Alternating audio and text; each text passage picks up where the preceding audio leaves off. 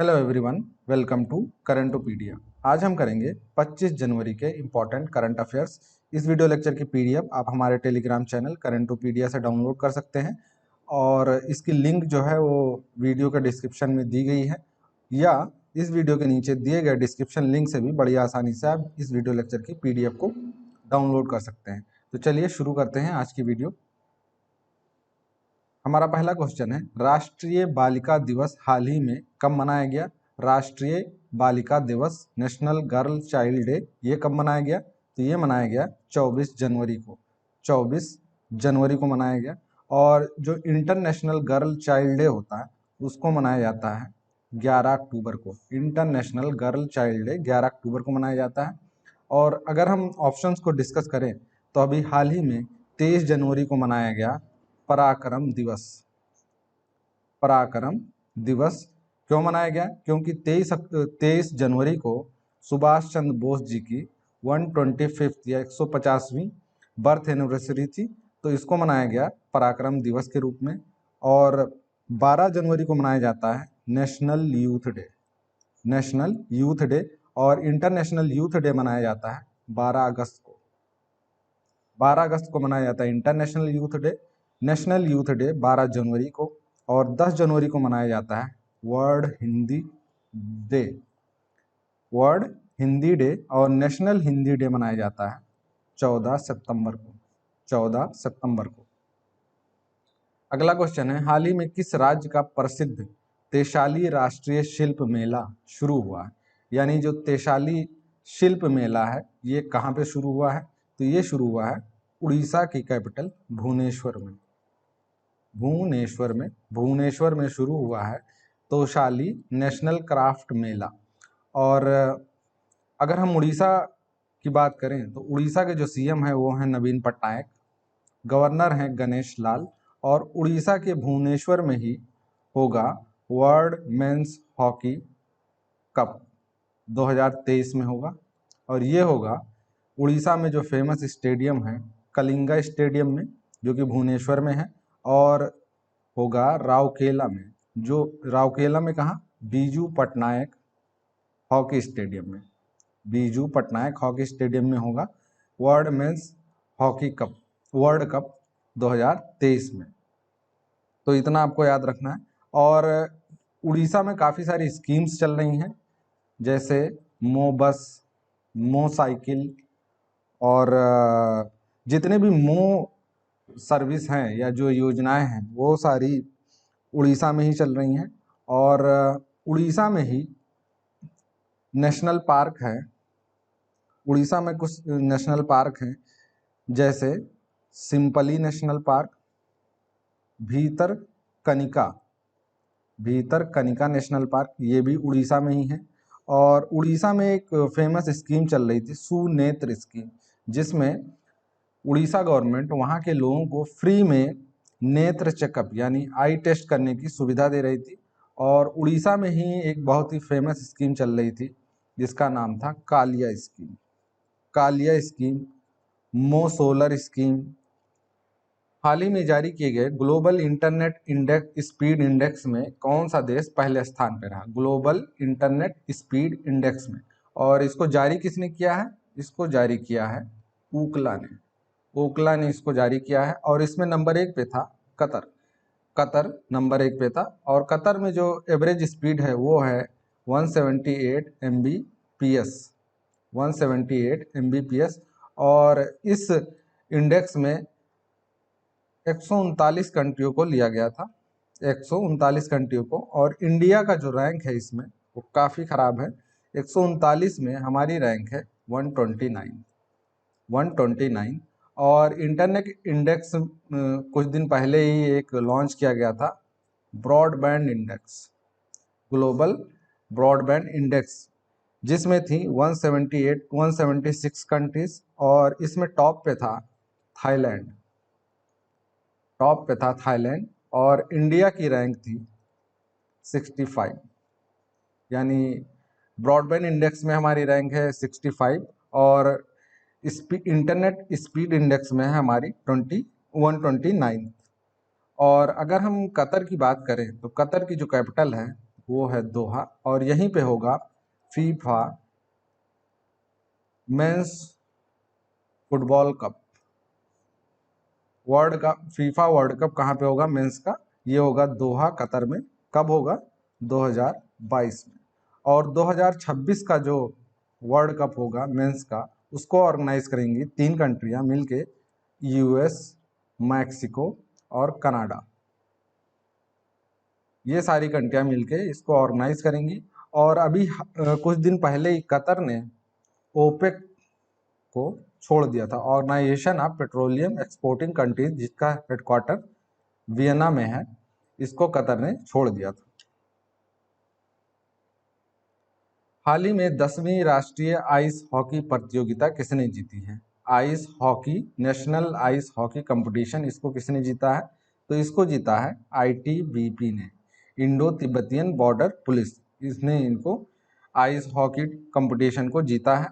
और जो आईटीबीपी है वो बना था 1962 में, और इसका जो हेडक्वार्टर है वो है न्यू दिल्ली, और जो डायरेक्टर जनरल हैं वो हैं एसएस देसवाल। एसएस देसवाल इसके डायरेक्टर जनरल हैं। और ये 10th एडिशन था नेशनल हॉकी कंपटीशन का। और एक ऑर्गेनाइजेशन है IHAI, ice hockey association of India, जो बना था 27 अप्रैल 1989 को।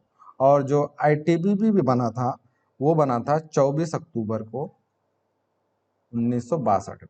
तो ये आपको याद रखना। अगला क्वेश्चन है, हाल ही में गणित के प्रतिष्ठित माइकल एंड शीला हेल्ड पुरस्कार, माइकल एंड शीला हेल्ड पुरस्कार से किसको सम्मानित किया जाएगा? तो ये पुरस्कार जीता है निखिल श्रीवास्तव ने। निखिल श्रीवास्तव ने, जो एक फेमस मैथमेटिशियन है या गणितज्ञ है, तो इन्होंने जीता है माइकल एंड शीला हेल्ड पुरस्कार। और इनको सम्मानित किया जाएगा यूएस में, और इनको पुरस्कार राशि जो मिलेगी वो मिलेगी $1,00,000, $1,00,000। और यहाँ पे पुरस्कार की बात हो रही है, तो अगर हम ऑप्शंस को डिस्कस करें तो विद्युत मोहन को UNEP यानी यूनाइटेड नेशन इन्वायरमेंट प्रोग्राम ने दिया था young champion of earth, young champion of earth award दिया था UNEP ने। और गीतांजलि राव को टाइम मैगजीन ने दिया था kid of the year, kid of the year. ये यूएस में रहती है बट ये है भारतीय मूल की। और कैरोलिना अरुजो जो कि हैं ब्राजील को, इनको अभी हाल ही में मिला था बेस्ट, 2020 में मिला था इनको best mathematician Ramanujan award. Best mathematician Ramanujan award 2020 का मिला था कैरोलिना अरुजो की, जो कि हैं ब्राजील की, जिसकी कैपिटल ब्रासिलिया है। हाल ही में भारतीय सेना बंगाल की खाड़ी और किस सागर में एक बृहद संयुक्त सैन्य अभ्यास कवच, सैन्य अभ्यास जो है उसका नाम है कवच, आयोजित किया गया है? तो ये आयोजित किया गया है अंडमान सागर में। कहाँ पे? अंडमान सागर में। और ये जो कवच एक्सरसाइज है इसमें पार्टिसिपेट कर रही हैं इंडियन नेवी, इंडियन एयरफोर्स और Indian coast guard, ICG Indian coast guard. ये तीनों मिलके ये एक्सरसाइज किया है इन्होंने। ये किया है बंगाल की खाड़ी यानी में कवच एक्सरसाइज को किया है। हाल ही में अमेरिका के पहले दूसरे सज्जन कौन बने हैं, यानी first second gentleman of America? तो ये क्या होता है? जैसे यूएस में जो प्रेसिडेंट होता है उसकी जो वाइफ होती है उनको बोलते हैं फर्स्ट लेडी। और जो वाइस प्रेसिडेंट होता है उनकी वाइफ को बोलते हैं सेकंड लेडी। तो यूएस में अभी तक के इतिहास में कोई भी महिला राष्ट्रपति नहीं बनी थी।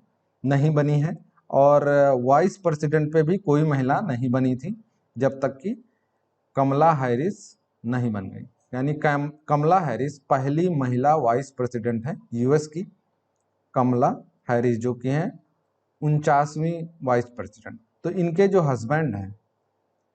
हस्बैंड हैं इनका नाम है डगलस एम हॉफ। तो ये बन गए हैं पहले सेकंड मैन, यानी सेकंड जेंटलमैन ऑफ अमेरिका। तो ये आपको याद रखना है और इसमें कंफ्यूजन नहीं होना चाहिए आपको। और जो बाइडेन बने हैं सबसे उम्र दराज प्रेसिडेंट यूएस के, और ये हैं 46 प्रेसिडेंट यूएस के। और जो प्रीतम सिंह हैं ये भारतीय मूल के हैं, और ये अभी अभी हाल ही में सिंगापुर के अपोजिशन के लीडर बने हैं पहले भारतीय मूल के सिंगापुर में, यानी विपक्ष के नेता। और सेज सुनक ये भारतीय मूल के हैं और ब्रिटेन में अपॉइंट किए गए हैं फाइनेंस मिनिस्टर, यानी वित्त मंत्री नियुक्त किए गए हैं सेज सुनक। तो ये सब आपको याद रखना। पहले खेलो इंडिया विंटर स्पोर्ट फेस्टिवल का उद्घाटन किया गया है। ये कहाँ पे किया गया है विंटर स्पोर्ट फेस्टिवल का इनॉग्रेशन? तो ये किया गया है लद्दाख में। कहाँ पे किया गया है? लद्दाख में। और अगर हम खेलो इंडिया की बात करें तो इसका जो पहला एडिशन हुआ था वो हुआ था दिल्ली में। इसके 3 एडिशन कंप्लीट हो चुके हैं। दूसरा एडिशन हुआ था पुणे में, और तीसरा जो एडिशन था इसका ये हुआ था गुवाहाटी असम में, ये महाराष्ट्र में, और ये दिल्ली में। और जो चौथा एडिशन होगा वो होगा हरियाणा में,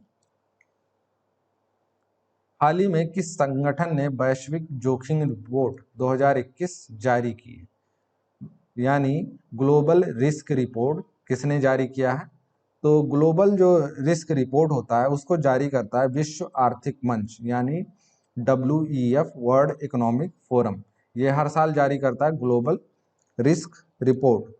तो जो WEF है इसका जो हेडक्वार्टर है, WEF जो है इसका हेडक्वार्टर है कोलोन, जो कि है स्विट्जरलैंड में। और ये इसकी 16वीं रिपोर्ट थी। और यहाँ पे रिपोर्ट की बात आ रही है तो विश्व बैंक जारी करता है डूइंग ऑफ बिजनेस रिपोर्ट, जिसको हाल ही में जारी किया गया था, डूइंग ऑफ बिजनेस रिपोर्ट। और इसमें नंबर 1 पे था न्यूजीलैंड, और इंडिया की रैंक थी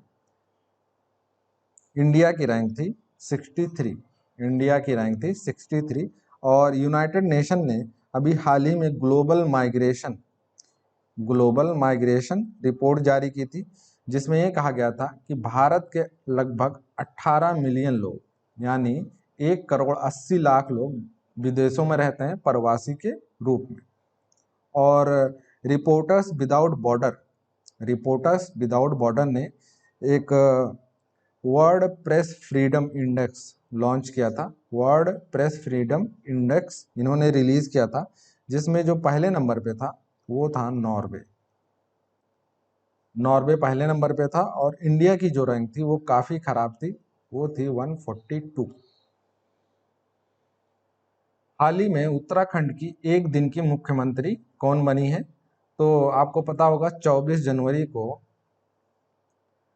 वर्ल्ड गर्ल चाइल्ड डे मनाया गया, और इसी के उपलक्ष्य में जो सृष्टि गोस्वामी हैं इनको एक दिन का सीएम बनाया गया था। एक दिन का सीएम इनको बनाया गया था, सृष्टि गोस्वामी की, जो कि है हरिद्वार से। और अगर हम उत्तराखंड के बारे में डिस्कस करें तो यहाँ के जो सीएम हैं वो हैं त्रिवेंद्र सिंह रावत, और जो गवर्नर हैं वो हैं बेबी रानी मौर्य। और उत्तराखंड के ऋषिकेश में बना है इंडिया का पहला ग्लास ब्रिज इंडिया का पहला ऋषिकेश में बना है। और पूर्वोत्तर भारत का पहला ग्लास ब्रिज बना है नालंदा में, जो कि है बिहार में।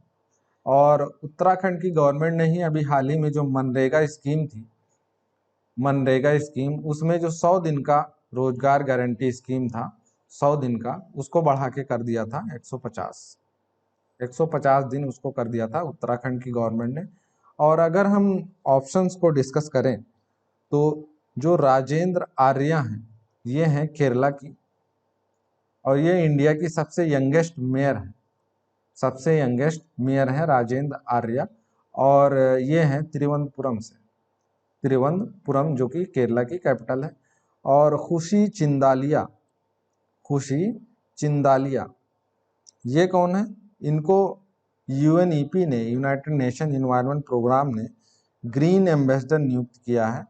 इंडिया में ग्रीन एम्बेसडर नियुक्त किया गया है खुशी चिंदालिया को यूएनईपी के द्वारा, और ये हैं राजस्थान से, और ये हैं राजस्थान से। तो आज के लिए बस इतना ही, मिलते हैं कल 26 जनवरी के इम्पोर्टेंट करंट अफेयर के साथ। आप हमारे चैनल को सब्सक्राइब करना बिल्कुल ना भूलिए, और वीडियो को ज़्यादा से ज़्यादा शेयर और लाइक करना भी मत भूलिएगा। धन्यवाद।